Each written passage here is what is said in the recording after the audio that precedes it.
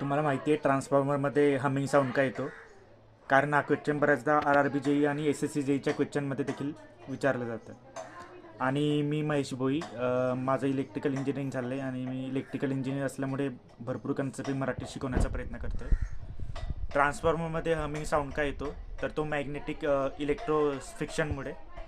कारण जेव्हा ट्रान्सफॉर्मरला AC supply दिला जातो तेव्हा त्याच्या कोरमधून अल्टरनेटिंग मॅग्नेटिक फ्लक्स हा प्रोड्यूस होतो. हा अल्टरनेटिंग मॅग्नेटिक फ्लक्स जेव्हा डायरेक्शन चेंज करतो तेव्हा स्लाइटली आयरन कोर एक्सपांड आणि कॉन्ट्रॅक्ट होत असतो.